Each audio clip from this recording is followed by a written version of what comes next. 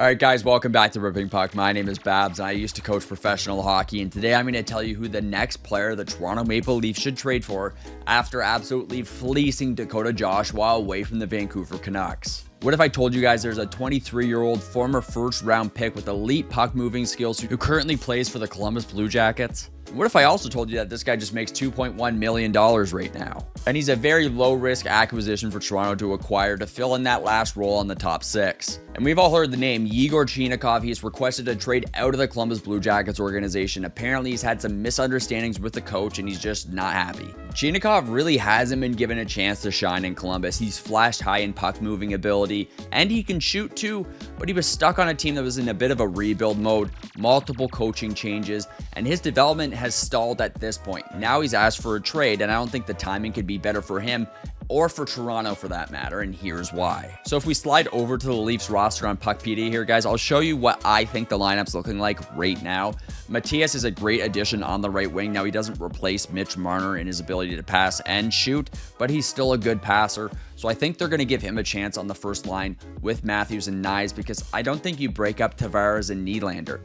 Now, the third line with Dakota Joshua, who I think is just a great addition for Toronto. Him, Watt, and Domi, I think is a fantastic third line. A lot of compete and back check on that line, but these guys can also put a few points in. But we have Camp and Yankroke in the press box. So, tying this back into Chinakhov, I think that the second line left wing is where Toronto needs to make an addition. And Chinakhov, like I said, $2.1 million. I'm hopping in there all day to grab that because it's low risk. And based on my analysis online, here's how a trade with Columbus could work. David Kampf has no place in the Toronto Maple Leaf team anymore, and I think he is out. So if we go to make a trade with the Columbus Blue Jackets right now, this is what I think it would look like. You have Kampf going one way.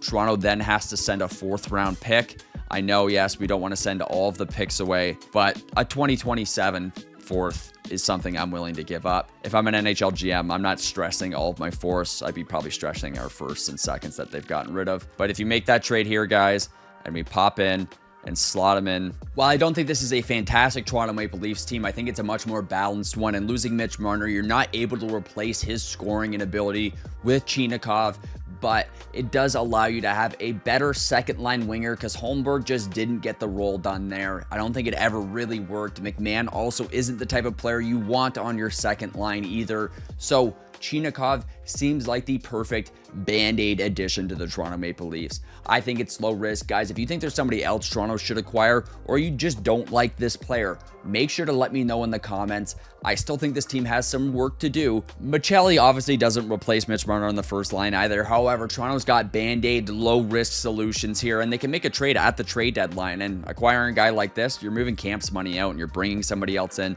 I think they're going to make more moves, but maybe spreading the love across the lineup is what they need to do, guys. But hey, let me know. I'm still, unfortunately, very optimistic about this Leafs team.